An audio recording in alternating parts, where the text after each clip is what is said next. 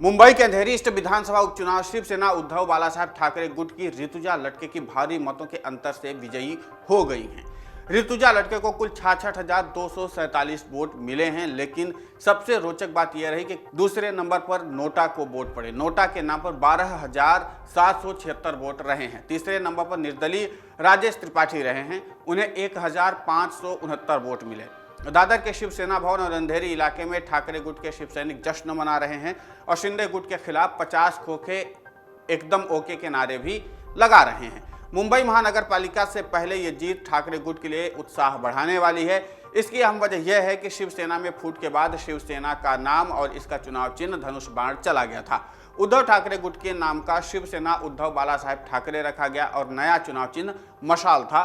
कम समय में एक बार नए चुनाव चिन्ह के साथ मतदाताओं के पास जाना और उन्हें इससे अवगत कराना, ये मुश्किलें बहुत ज़्यादा थी। इन मुश्किलों को पार करते हुए ठाकरे गुट ने ये चुनाव जीत लिया है। शिंदे गुट की बगावत के बाद ये ठाकरे गुट की पहली बड़ी जीत है।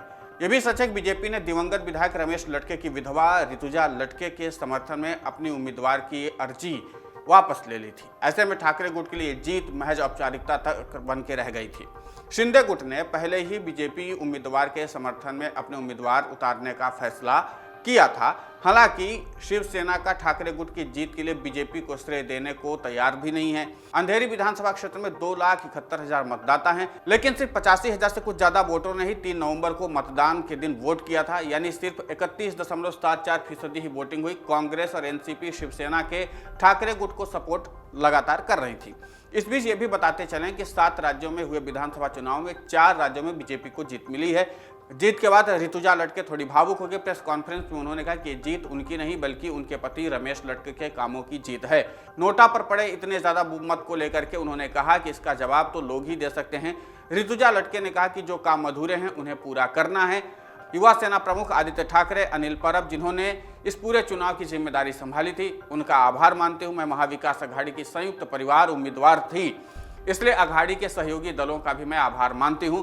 अपने कार्यकर्ताओं का आभार मानती हूं कि मैं जश्न क्या मनाऊं, मेरे लिए दुख की बात है, मैं उनके बदले मुझे चुनाव लड़ना पड़ा। इस सवाल पर कहा कि सहानुभूति के बावजूद सिर्फ 31.74% वोट होने की वजह क्या है। ऋतुजा लटके ने इस जवाब में कहा कि जितने वोट पड़े हैं उनमें से 90% से ज्यादा वोट मुझे मिले हैं। आमतौर पर उपचुनाव में कम वोटिंग भी हुआ करती है। क्या बीजेपी का सहानुभूति के नाम पर अपने उम्मीदवार का नाम वापस लेने की बात को आप स्वीकार करती हैं? इस सवाल के जवाब में ऋतुजा ने कहा कि अगर बीजेपी को सहानुभूति होती तो उम्मीदवार का नाम वापस लेने की नौबत ही नहीं आती, वो उम्मीदवार जाहिर ही नहीं करती, नोटा के लिए वो प्रचार नहीं करती। ठाकरे गुट के विधान परिषद में विपक्षी नेता अंबादास दानवे ने कहा कि दूसरे नंबर पर जो नोटा को वोट मिले हैं वे नोटा के वोट नहीं हैं, ये दरअसल बीजेपी के वोट हैं। बीजेपी ने ऋतुजा लटके से सहानुभूति दिखाकर उम्मीदवार के नाम वापस लेकर के ढोंग किया। बीजेपी ने नाम इसलिए वापस लिया क्योंकि हार दिखाई दे रही थी। इसके बाद पर्दे के पीछे बीजेपी साजिशें रचती रही, मतदाताओं को नोटा के पक्ष में वोट देने के लिए प्रेरित करती रही। ऋतुजा लटके की जीत के बाद ठाकरे गुट के नेता अनिल परब ने कहा कि खुलेआम नोटा पर वोट देने के लिए प्रचार किया जा रहा था, लोगों को पैसे दिए जा रहे थे। हमने इसके लिए चुनाव आयोग और पुलिस से शिकायत भी की और उन्होंने ऑडियो वीडियो क्लिप एविडेंस के तौर पर दिए थे, लेकिन कोई कार्रवाई नहीं की गई। एक तरफ बीजेपी उम्मीदवार का नाम वापस ले रही थी तो दूसरी तरफ नोटा के लिए प्रचार कर रही थी।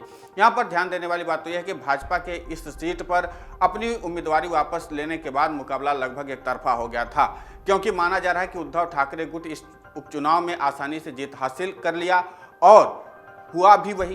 बीजेपी के उम्मीदवार के हटने के कारण ही ऋतुजा लटके को बड़े आसानी से उपचुनाव में जीत मिली है। अगर कहीं बीजेपी के प्रत्याशी मुरजी पटेल इस चुनाव में अपना नाम वापस नहीं लेते तो फिर जाहिर सी बात है कि ऋतुजा लटके को अंधेरी ईस्ट में चुनाव जीतना उतना आसान नहीं होता जितनी आसानी से उन्होंने ये जीत हासिल कर ली है, और वो भी इतने ज्यादा मतों से। इस सीट पर हालांकि उद्धव ठाकरे गुट के प्रत्याशी ऋतुजा लटके के अलावा 6 अन्य और उम्मीदवार हैं। साल 2019 में भी उद्धव ठाकरे की पार्टी शिवसेना ने ही यहां से चुनाव जीता था। एकनाथ शिंदे की बगावत के बाद ये पहला मौका है जब महाराष्ट्र में चुनाव हुए और उद्धव ठाकरे गुट को ये जीत आसानी से मिल गई है। साथ ही आगे की चुनौतियों के लिए एक बूस्ट का भी काम ये जीत करेगी। साल 2019 में शिवसेना प्रत्याशी रमेश लटके ने इस सीट पर जीत हासिल की थी। उनकी मौत के बाद यह सीट खाली हो गई थी और उसी पर उपचुनाव हुए हैं। बीते 3 नवंबर को अंधेरी ईस्ट के अलावा कुल 7 सीटों पर उपचुनाव हुए। अंधेरी ईस्ट पर शिवसेना ने रमेश लटके की पत्नी ऋतुजा लटके को चुनावी मैदान में उतारा था। उनके खिलाफ चुनाव लड़ने जा रहे भाजपा प्रत्याशी पहले ही अपना नाम वापस ले लिए थे। शिवसेना के उद्धव ठाकरे गुट के उम्मीदवार ऋतुजा लटके को छोड़कर कोई भी अन्य प्रमुख राजनीतिक दल दौड़ में शामिल नहीं हुआ। इस सीट पर 2019 में चुनाव में शिवसेना ने 16,965 मतों से जीता था। शिवसेना के रमेश लटके ने 2019 की सीट जीतने के लिए एक निर्दलीय मुरजी पटेल को हराया था।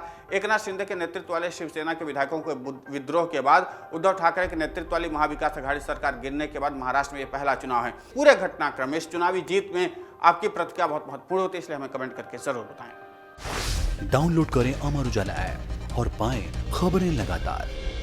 अगर आप ये वीडियो YouTube पर देख रहे हैं तो हमारे चैनल को सब्सक्राइब करें और बेल आइकन को दबाना ना भूलें। अगर आप Facebook पर ये वीडियो देख रहे हैं तो हमारे पेज को लाइक करें।